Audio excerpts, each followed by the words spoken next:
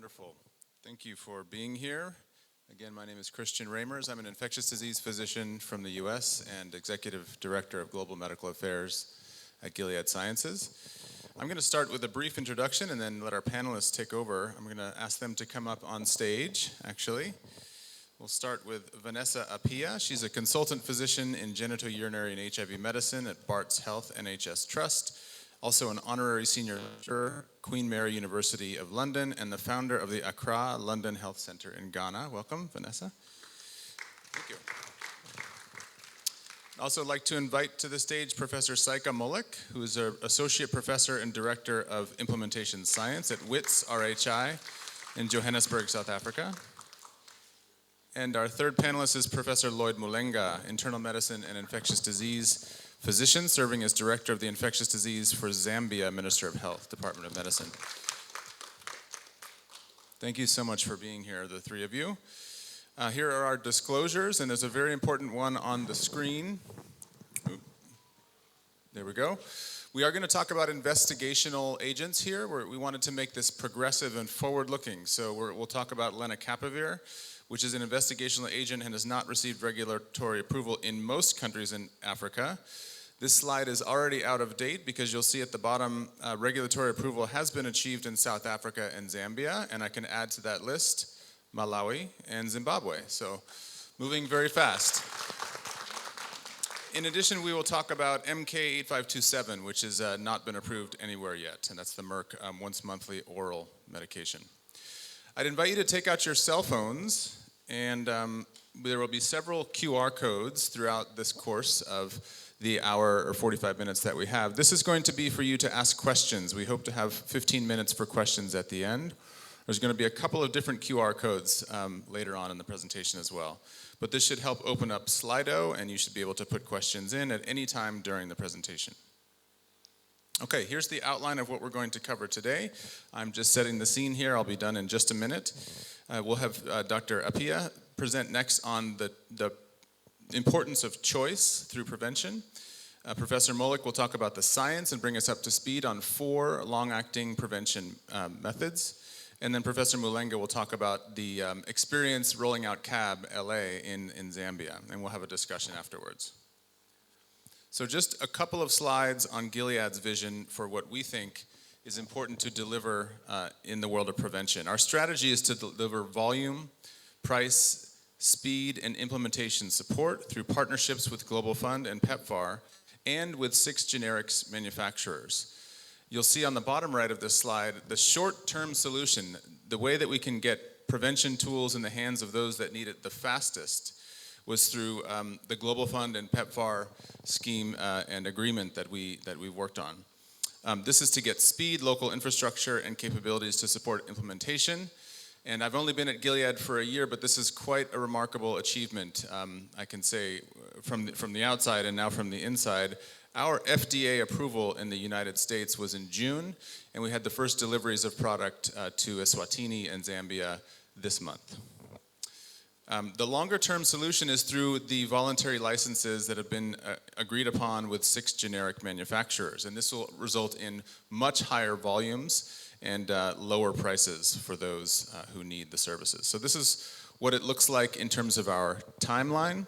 We have deliveries, as I mentioned, of lenacapavir already happening in the African continent, in Eswatini and in Zambia in Q4 of this year. Gilead has committed to up to 2 million courses of lenacapavir as necessary until the time when generic manufacturers can take up the slack and hopefully take a lot more volume going from there. Okay, so we'll get to the first panel discussion. Vanessa, I introduced her already. She's going to talk about empowering prevention through choice. Welcome. Okay, so you've got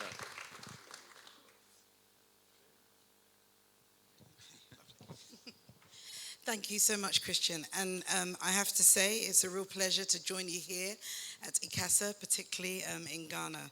So thank you for having me. So today my focus is simple. It's about choice, thinking of why it matters, why it's so often missing, and why it must be at the heart of long-acting HIV prevention in Africa. So we all know the UNAIDS ambition of ending the HIV epidemic by 2030. And we also know that without dramatically strengthening HIV prevention, particularly PrEP uptake, this goal will not be achieved. And so we have the target of 10 million people on PrEP, and that is still far reached. And the global access to combination prevention, so thinking and including condom promotion, testing, self-testing, and PrEP, is uneven and inadequate. But critically, this is not due to lack of interest or motivation. People want protection. What they lack is prevention that fits into their lives.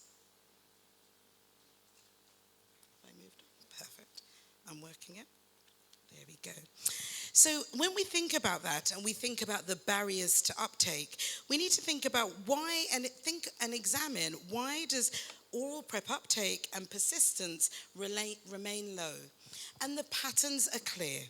Stigma and distrust, limited awareness of prevention options, access challenges and supply issues, modalities that don't match people's realities, insufficient numbers of PrEP competent providers.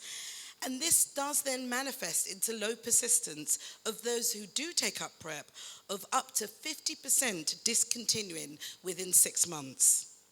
And again, these barriers do not reflect individual failure, but rather structural inequities. People discontinue because prevention is not yet designed around their lived experience. So let me bring things home to Ghana here, where a lot of my current work is based. So we have new HIV infections that remain concentrated amongst adolescent girls and young women, amongst key populations, and those people in sero-different relationships. And we've seen the progress in oral PrEP expansion, but again, uptake remains low and really concentrated in urban areas and in key populations. And those of us working here will know that the challenges persist. Limited national awareness, stockouts, follow-up gaps, and persistent provider hesitancy. And we often hear that we are still building trust and normalizing prevention as part of sexual health. So the question is, what do? We adopt a person-centered approach, and this means meeting people where they are, relationally, emotionally, socially, economically, because people's lives change. Their relationships, mobility, stigma exposure, privacy needs, fertility plans, these are all dynamic and shift over time. So therefore, prevention must be accessible, acceptable, and adaptable. And essentially, this is the backbone of HIV prevention. So, why does long-acting PrEP matter?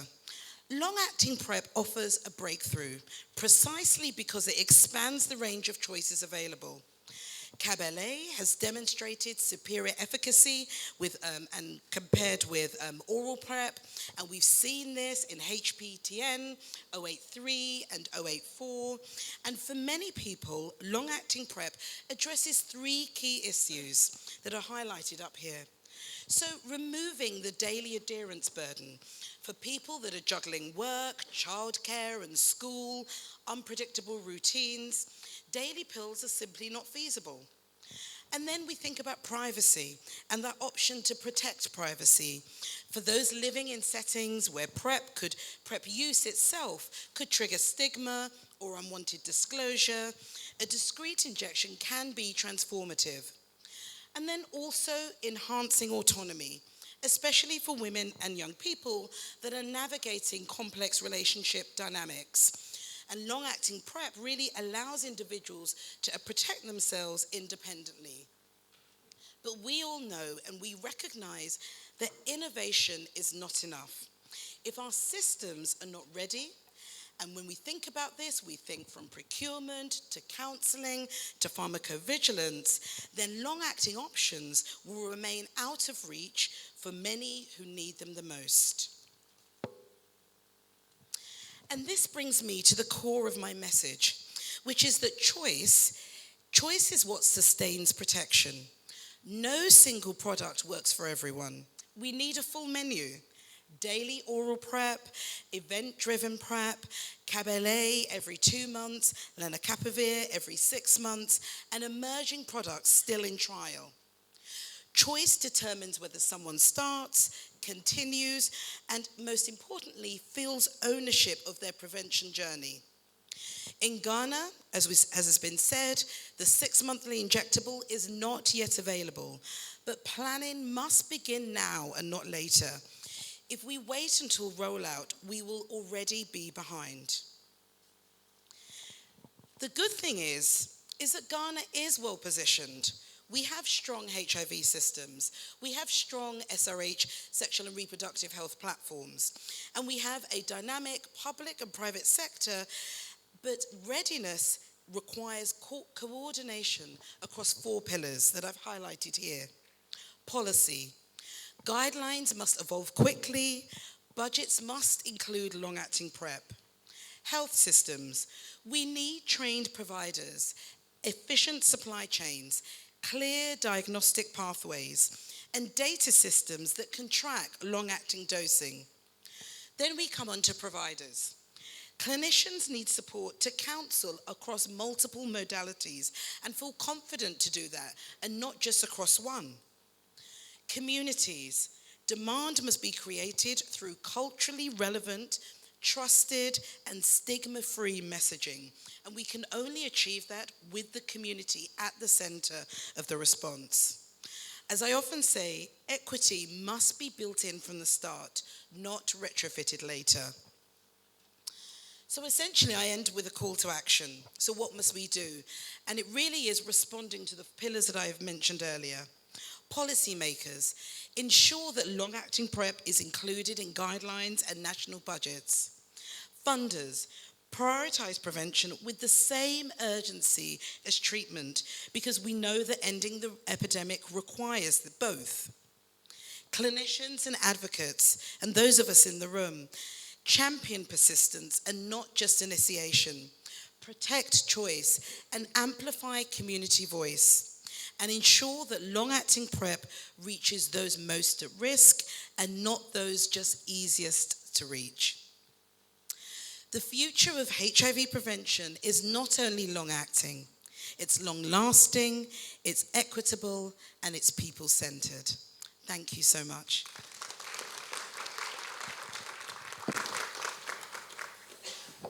Thank you so much for kicking us off. So I'm going to call your attention to a QR code one more time if you walked in a little bit late. On the top right of this slide here, if you scan that, you'll be able to ask questions at the end. So I'd like to introduce our second speaker, Professor Sakamolik. So you can do there and there if you want to do that. Thanks very much. Thank you very much, and thank you for inviting me to present. Today, I'll be summarizing some key PrEP innovations beyond daily oral PrEP, focusing on the dapivirine vaginal ring, long-acting cabotegravir, lenacapavir, and an emerging long-acting agent, MK-8527. So the goal is twofold: to give you a very high-level overview for each product and the landmark trials, and secondly, for some of the more recent and upcoming products, to outline the major implementation science questions we need to answer to ensure that these innovations translate into real-world prevention impact. So the global PrEP landscape has changed dramatically over the past 5 years, and we've moved from daily oral PrEP, which has been the backbone of PrEP programs, to a pipeline of long-acting options that offer people more choice and convenience. Each modality has unique strengths, and we know that one choice won't be for everybody all the time, as Vanessa has also highlighted, which is why choice is important.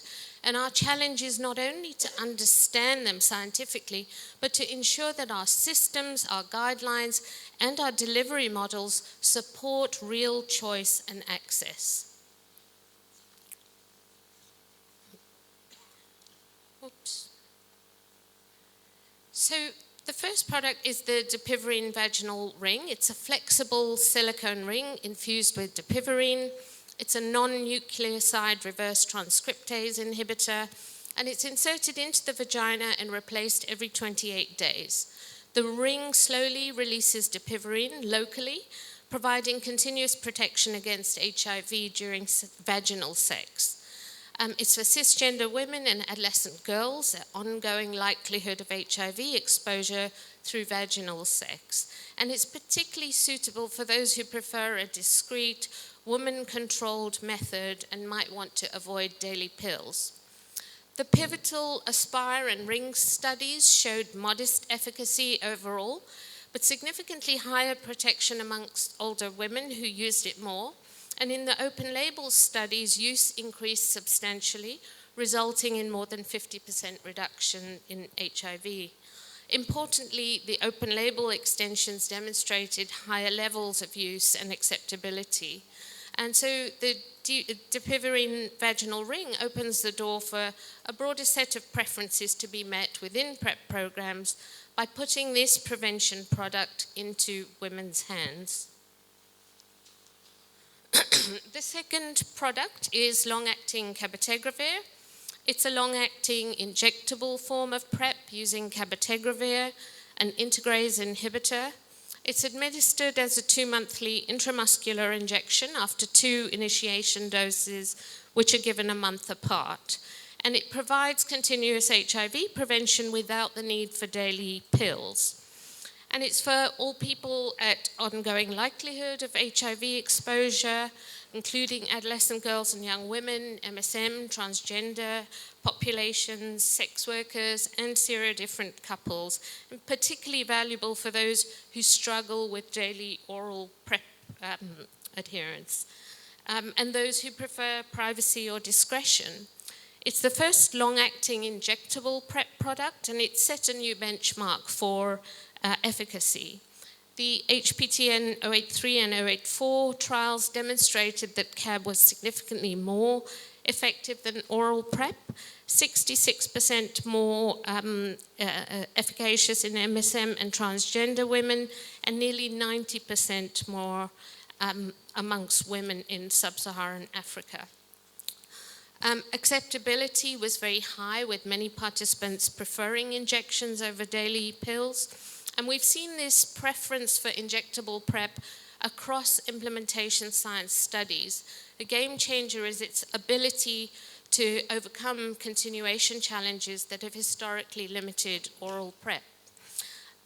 Various implementation science studies have been looking at delivery questions for CAB-LA, understanding uptake in the context of PrEP choice, and expanding delivery models to reach populations that need it more effectively, including task shifting, pharmacy-based injections, youth-friendly clinics, mobile and outreach models. The next product is lenacapavir, and it's a twice-yearly injectable PrEP option, delivered by subcutaneous injections every 6 months, so 2 injections per dosing visit, with 2 oral pills taken on the same day as the initiation injection and 2 on the following day. And this belongs to a new class of antiretrovirals called capsid inhibitors, designed for long-acting HIV prevention, and could be very useful for exposure across diverse populations, including adolescents, adolescent girls and young women, MSM, transgender, and others preferring fewer dosing visits, and also in pregnancy and breastfeeding. It may be especially suited for individuals who face barriers with daily pills or frequent clinic visits, or who prefer long-acting prevention options. And it's the first twice-yearly PrEP option and represents a major leap forward for convenience and sustained protection. So there are 2 key trials. The Purpose 1 trial, conducted amongst adolescent girls and young women in South Africa and Uganda, which showed 0 infections in the LEN arm, and the Purpose 2 arm, conducted amongst MSM, transgender, non-binary people, and people with injecting drug use that also showed extremely high protection. The 6-monthly interval is hugely attractive for people who struggle with frequent visits or who prefer infrequent dosing. So as we think about, then, what are some of the implementation science questions that we need to be thinking about? LEN will require us to rethink our service delivery architecture. 6-monthly dosing can be an advantage for clients, but demands robust systems for tracking follow-up, managing stock, and ensuring continued engagement. So we do need to think about how do we design efficient 6-monthly delivery models through task shifting or community models. How best do we reach the populations that could benefit? Integration with sexual and reproductive health, integration in antenatal clinics, in family planning, and in adolescent services. Affordability, voluntary licensing, and generic access remain key to ensure that we have affordable product at the volumes required for particularly for low and middle income countries. Monitoring and surveillance for breakthrough infections, and we need to understand uptake, switching, restart patterns. What are the needs for providers and clients for support? How do we message this modality of injectable PrEP? The final product that I'm going to talk about is MK-8527, and it represents the next generation of long-acting oral PrEP, and it's being designed for monthly dosing. It's a 1-monthly oral pill in development for HIV prevention, and it's a nucleotide reverse transcriptase translocation inhibitor. And it's for people who want a non-daily, discrete oral option, prefer fewer dosing events and daily pills, and it could be a potential fit for adolescent girls and young women, MSM, trans and non-binary people, and other populations once efficacy is proven. So early phase data suggest strong antiviral activity and a favorable safety profile, but large-scale trials are still, phase 3 trials are still ahead of us. And this product might be especially appealing for users who want convenience but prefer to avoid injections, including adolescents or mobile populations, or those who are afraid of injections, who have needle aversion. So long-acting oral PrEP could become an important part of the future prevention toolkit. And also very rapid concentrations to effective protection might also mean that it might be a useful tool for post-exposure prophylaxis. Implementation questions, some of the key implementation questions for MK. Who's going to benefit most? And how do we position monthly oral PrEP within PrEP choice? Again, how can health systems integrate monthly PrEP into their existing workflows? Uptake and continuation patterns, what can we expect with monthly dosing? And what are community perceptions and communication strategies to ensure acceptance? And again, thinking about equitable access and affordability at scale. I'm going to end with this slide just to highlight across these new products, implementation science is the bridge between clinical efficacy and real-world impact. And there are 6 priority areas that really cut across all these modalities: enabling informed choice, designing delivery models that reach diverse populations, preparing health systems to support multiple PrEP options, developing tailored demand creation strategies and messaging, securing and financing procurement pathways to ensure that we have access, and ensuring that scale-up is equitable, it reaches the high priority communities first. The message is simple: PrEP innovations will only change the epidemic if we invest equally in service delivery science and systems readiness. Thank you.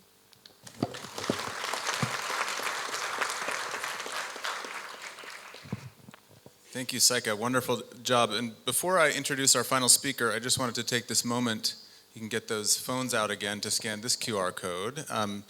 It is our pleasure at Gilead to really lean into the science. And as Saika has just outlined for us, there are numerous implementation science questions that are still to be answered. And Gilead has launched a phase 4 research program in the United States called Inclusion, and I'm pleased to announce today that we're also extending that to the global environment. Inclusion Global, as you can see on the screen here. This was announced just on World AIDS Day, December 1st. The deadline is January 30th, so if you're an investigator or interested in participating in implementation science related to lenacapavir, please go ahead and scan. And I'll give you another 15 seconds to get the picture there. All right. And if you have any further questions, please visit us at the Gilead booth or come up to me afterwards. I have the pleasure of chairing the committee that will be reviewing all of these proposals. Okay, so with that, it's my pleasure to introduce our final speaker, Professor Lloyd Mulenga, who comes to us from Zambia. He'll be sharing his experience of implementation of CAB-LA in Zambia. Both there and there if you want it. Okay. Thank you. We started rolling out injectable PrEP in February of 2024. And when we did start, we had a roadmap which included the various options which were coming over the years, including LAN. Our initial experience was that demand needed to be generated. Earlier on, by June of this year, we had close to 4,000 individuals, but you can see majority of those were the female population, and of course this is what we had anticipated. But we saw that there are a number of subpopulations which we rarely think of as at high risk and also coming in for prevention services, like the general population. Adolescent girls and young women formed the next block of 31%. Then we had adolescent boys and young men, then FSWs and MSMs as well. One interesting thing is that we had initially thought that a lot of clients that we are going to initiate on CAB were going to be those who are transitioning from oral PrEP, but majority of those were those that were naive to PrEP. That also emphasized the need for us to generate this incident demand. We had to ask those that were not moving from oral PrEP to long-acting injectable PrEP on the reasons, and a number of those are highlighted there, like fear of injections, site pain. Then some of them were fearing having to return every 2 months, and also the frequencies of HIV testing, which were higher, and some of them wanted to feel really in control of their own health. And uncertainties around the side effects. What we have also seen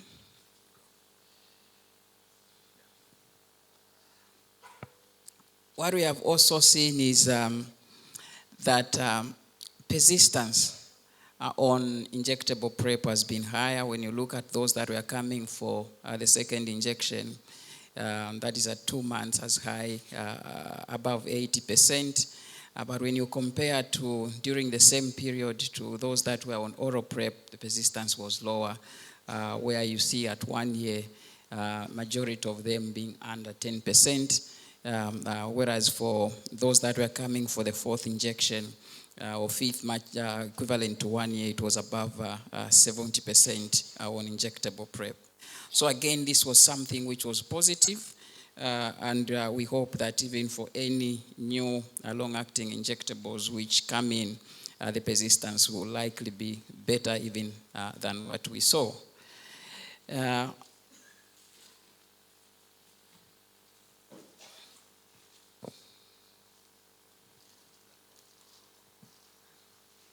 should be another slide.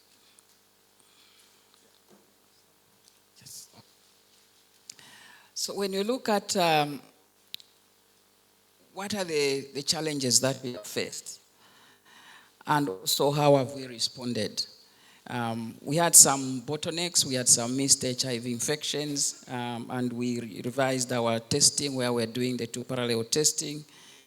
And these are now done away with after learning over the 18 months plus. We also had slow uptake as well, but also we discovered that those predefined subpopulations, we needed really to move away with them. Some of them could not identify themselves under those subpopulations. But really what made us achieve what we have done so far is the government leadership and also the regulatory involvement as well, which we think that we need to keep on refining. I think we've done better for these other new molecules coming in. And also the data systems which are to be aligned with our DHIS trackers.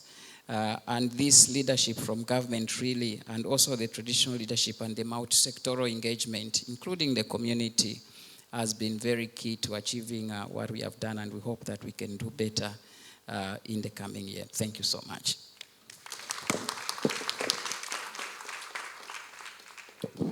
Thank you so much, Lloyd, and thank you for being unafraid to being a leader in this space and implementing in Zambia.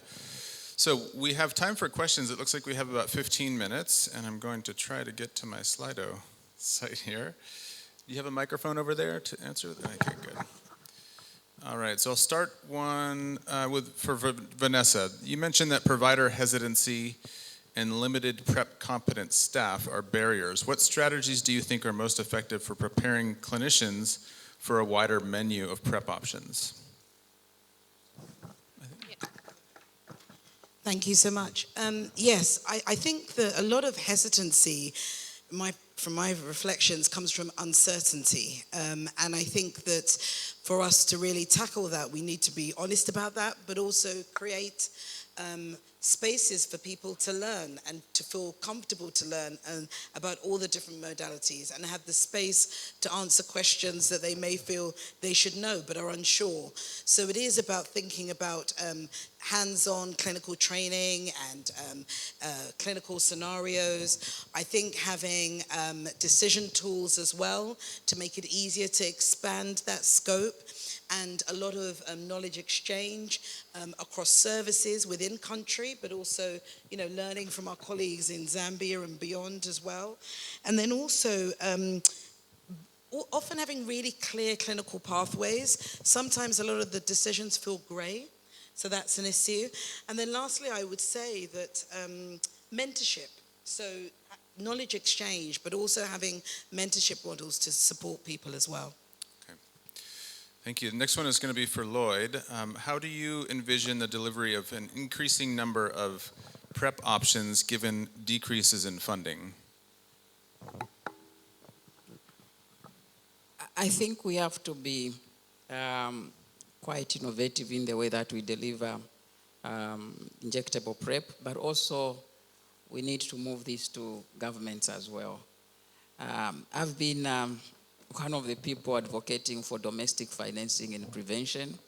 And for us in Zambia, we created a fund also dedicated to these new molecules.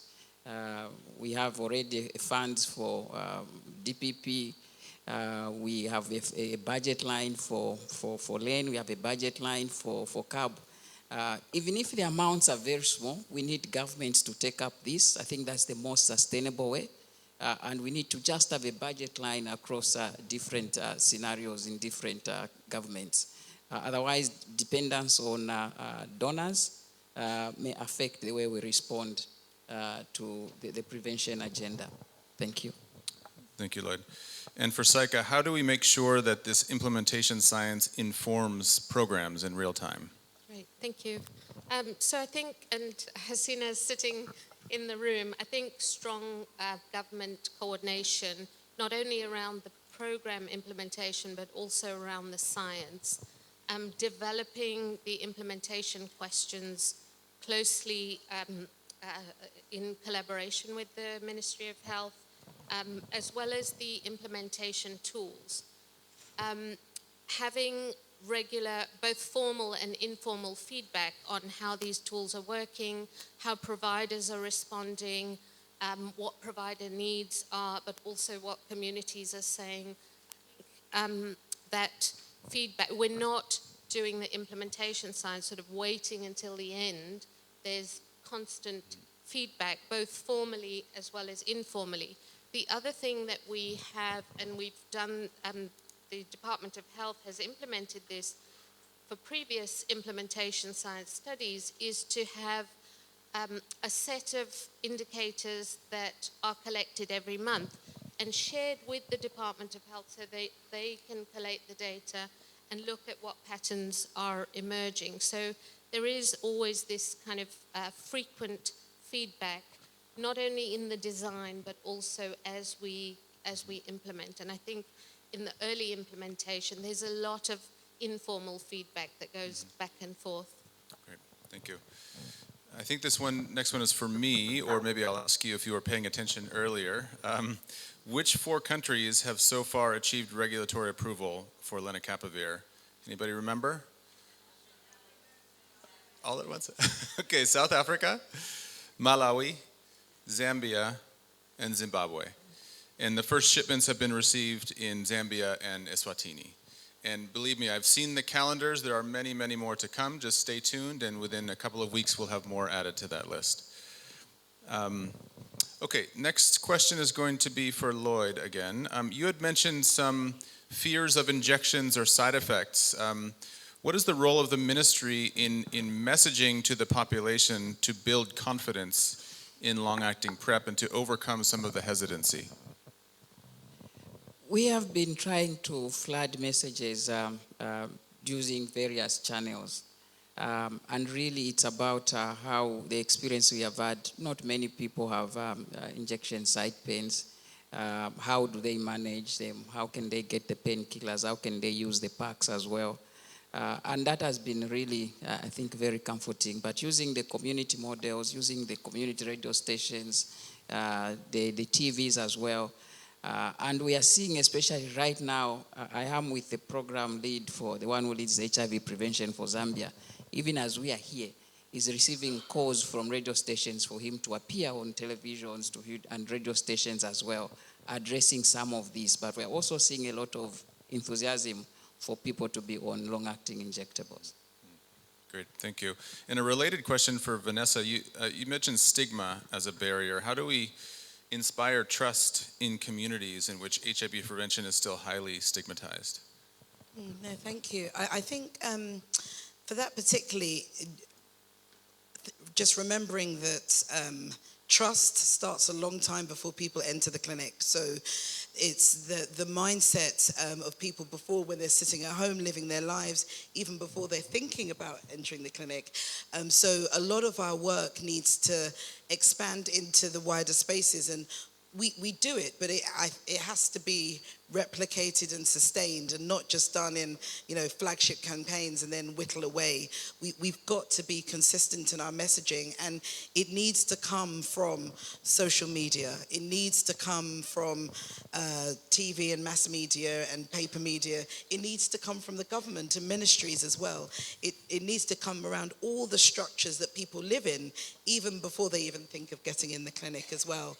But it is that coherent messaging, and it is also emphasizing about working with the community to make sure the messaging that we are creating is resonating to the people that need it.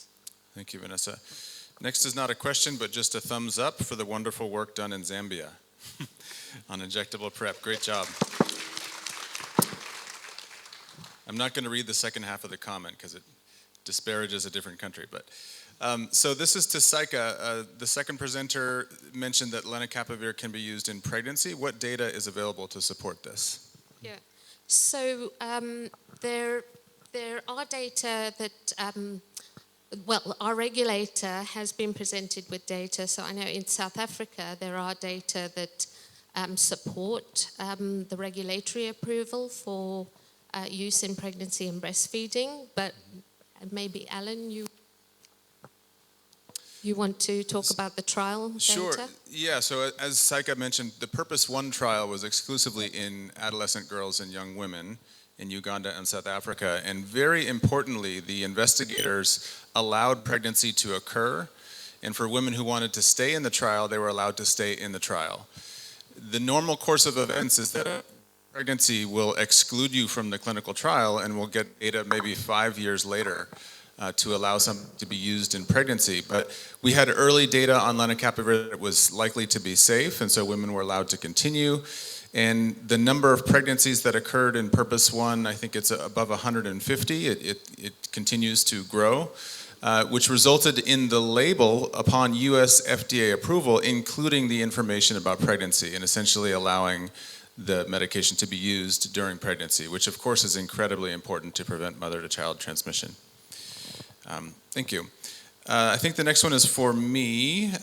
This is about, okay, why did Gilead restrict the initial supply to 2 million doses? So I can tell you this, the initial discussion, this was before I came to Gilead, but I believe what happened is Gilead reached out to partners, discussed with the Global Fund, with PEPFAR, with the Gates Foundation, with countries, what would be a number of person courses of lenacapavir needed to prime the market in order for generics to take over very shortly in 2027. And the number that was given back to Gilead actually was 2 million. So we realize, of course, that 10 million is the goal, but 2 million as a starting point is what was agreed upon when Gilead and the Global Fund and PEPFAR started with the initial no-profit doses. It's anticipated that as soon as generic manufacturers are able to increase production, we will reach much higher than 2 million.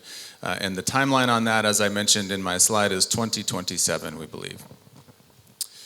Okay, maybe Saika, you could take this one as well.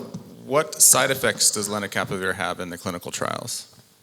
So some of the side effects that have been reported in the clinical trial, the most common one is injection site reactions. What we are messaging is, though, that people should expect to experience nodules because that is the way the drug works. It's a little depot. So injection site reactions, pain, headaches, but on the whole, they are not serious adverse events that we've seen. But we will be, in the studies that we're doing, in the study we're supported by Unitaid to conduct, we will be actually monitoring all grades of side effects to see what that profile is. Great, and I'll add to that answer by saying that improper injection technique, that is giving an injection intradermally rather than subcutaneously, has been associated with adverse events such as ulceration, so we need to make sure the injection is given subcutaneously. And the investigators for Purpose 1 and Purpose 2 also did extensive qualitative analyses. And the women in the trial, especially Purpose 1, essentially said that the pain or the nodules, the trade-off was worth it for what they were gaining. Someone recently told me that having an IUD placed is not a pleasant experience, but it's worth it. The trade-off is worth it for the 5 years of protection that you might get from an IUD. So that came out in the qualitative information, yes? I just wanted to add that just so finding ways to manage the side effects as well is also quite important. We have just started with our study, and using an ice pack, for example, does really help with the pain. So I think it'd be great as we learn, as we start these studies, to kind of learn from each other on how to manage. Mm-hmm. There's another question I think I'll take. Are there any other countries on other continents that have approved lenacapavir? As of now, the US FDA approval came in June. The process in Europe is kind of a long process, so we're on the way of that journey in Europe. And in fact, it was the European Medicines for All, the EMA Medicines for All pathway that actually led to WHO pre-qualification and approval in the African countries. As I mentioned, I've seen the calendars, and there are many, many other countries on the way for approval. Next question maybe for Lloyd again. Talk to us about strategies that you have in mind for increasing demand creation. Our strategies are really flooding the communities. We have thought of how we go into private pharmacies and private facilities as well, hospitals and clinics. We are also partnering with our reproductive and health units for those community-based volunteers who are able to give DMPA. We want also to partner with them to do HIV testing as they are giving the jab to a lady who is receiving family planning commodities. They also give a lane jab. For CAB, we are not yet there because of the mode of delivery. I think sub-Q may be easier for them. We are also looking at how the private, the peers themselves can be trained depending on the different subgroups as well to deliver. So those are the ways which we are looking at, moving beyond the facilities, but more into the communities. Thank you. I think I have time for one more, and it's going to be for Vanessa. How is Ghana creating awareness of PrEP? The Uber driver who carried me yesterday to the conference had no idea of the existence of any PrEP in Ghana. I like that. And I should also get my colleagues on stage to reflect about it as well. I think there's a lot to do. I think that in terms of, so we've just had World AIDS Day, and again, when you're asked to go on TV and radio and you're talking about HIV, you realize the lack of knowledge that there is there. I think even U equals U is just coming up into the fraud, just about. But getting to PrEP, what it is, that it exists, and the opportunities, I think there's a lot of work to be done. And I think that one of the encouraging things about having ICASA here is that it's put it on the menu, as it were, for clinicians. It's already been on the menu, community definitely. So it is the wider media and political figures as well.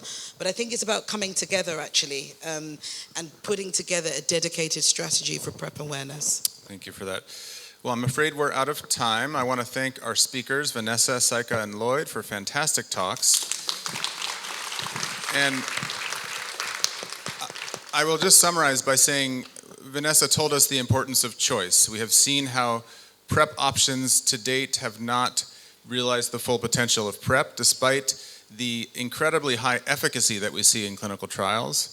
We've heard from Saika that the implementation science is going to be critical, and I showed you that Gilead is proud to support implementation studies on the African continent.